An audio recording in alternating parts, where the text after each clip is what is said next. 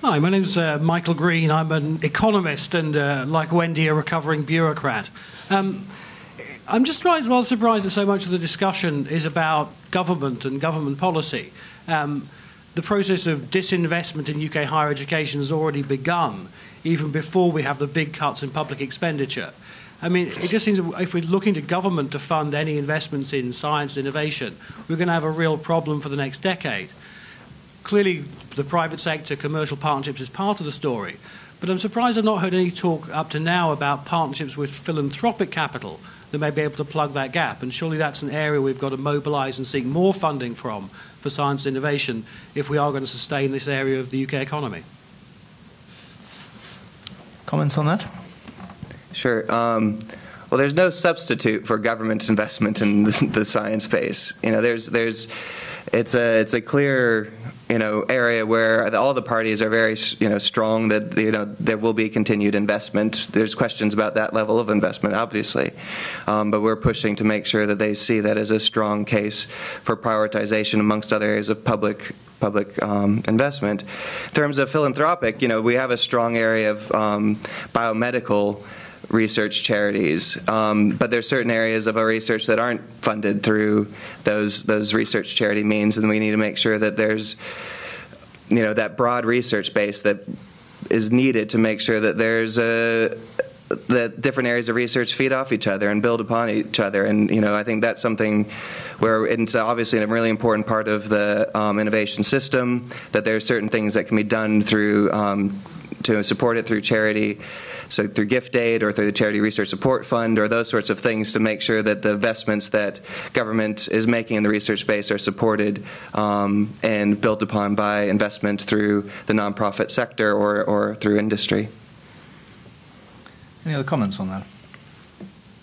Just to say, I mean, where would we be without the Wellcome Trust, actually, and Cancer Research UK? Some of these major charities that contribute so much. I mean, I don't think people quite realise how much they fund the research base in this country in what is often the most expensive areas of research. So you're absolutely right, actually, to remind us of their contribution, which is huge. But as Nick said, I mean, surely there is always such a strong case for government intervention in research. I mean, we can talk more broadly about universities, and then you get into discussions about graduate contributions, etc. But I do think there is a very strong and continuing case for investment in research. I think it gets very interesting. I touched before about proof of concept, and I would go further, I'm afraid, on that proof of concept absolutely needs that additional state intervention, because it's a classic case of, I'm afraid, the private sector and some charities don't see that it's their role, and it should be the government's role. And also, just mentioning the Charity Research Support Fund, the irony is, I mean, this is a fund, if you don't know, which is really there to compensate for the fact that the major charities like the Wellcome Trusts, etc., won't pay the full economic costs. For various reasons, which I completely understand. We'd like it if they did, but I do understand what they're saying about that. And the irony is that, of course, government can't quite keep up with the contributions from those charities, and the Charity Research Fund is therefore rather inadequate. But it does highlight the fact that even though we get huge contributions from the Wellcome Trust and other huge charities, they do not pay for the full costs. They will pay for the specific research. They won't pay for the infrastructure that is required to carry out that research. And I just think that brings into sharp relief again the importance of government funding. Please, everyone.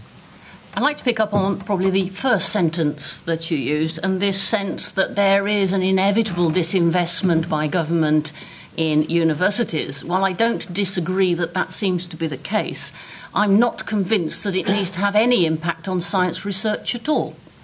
Surely we should be looking at those areas of research that need supporting because of their strategic importance to the country as a whole, and those that have somewhat less importance in terms of the contribution of higher education to the country as a whole. So the sense that as scientists we should necessarily expect to take cuts along with other people, I don't particularly feel that I'm persuaded of that. So I'd actually like to consider there may be other ways of viewing the impact of government changes in their funding and not see it as threatening cuts to the science research base.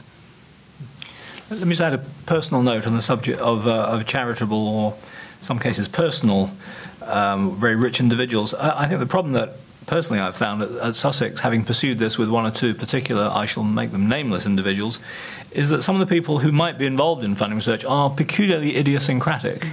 And finding a strategy that will work across the board is actually something that's terribly difficult. And we haven't actually found a way of cracking that, even though we have contacts with people who, in principle, might be enormously beneficial in terms of their potential donation and their established interest in research. But whereas established foundations like Wellcome clearly do have relatively kind of obvious policies which one can kind of understand, some of the other candidates are frankly just rather strange in terms of their priorities, and it's rather difficult to think of a way of systematically engaging with them. You might have a thought on that, but that's my personal experience at least. I'm interested whether or not you might want to ask questions. I went to the session in the master's class today about gender, which I found extremely interesting, partly because I have a problem where I am, that we are not very good at retaining and recruiting women, and I'm interested in the subject. As we have a panellist here who specialises in that area, I'd welcome anyone to produce any thoughts or questions, especially on that subject. It is, as you said yourself, a network question. Women are, after all, just over half of the world.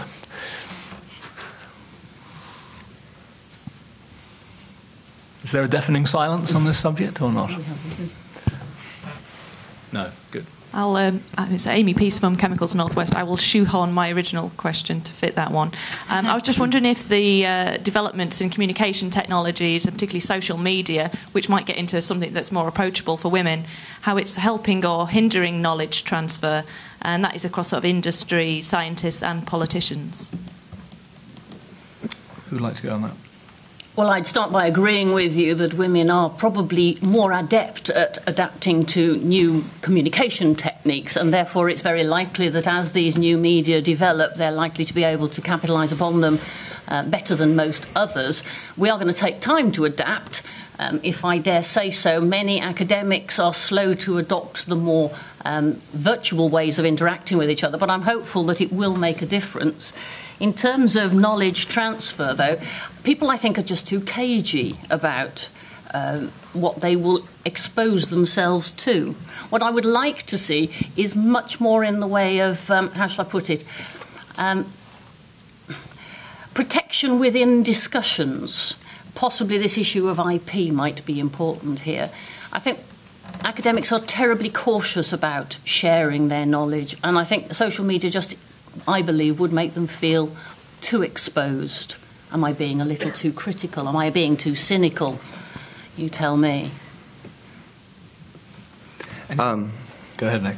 Sure. Well, basically, I can't say too much. I haven't seen that much knowledge transfer in terms of research-based to industry on Twitter yet. So I'm sure 140 characters there might be something there in the future. I do know that there is knowledge transfer around those sorts of debates around science policy, which we engage with through Twitter at Science Campaign or via our blogs. And in the run-up to this election, there's been quite a real active sort of debate that's happened amongst people. Some of those involved, in the usual suspects of journalists and science ministers and science spokespeople, and then also, but others who've got interested in it just because of through social media. So I think it's a really great forum. I'd be interested to see how it develops in other areas as well.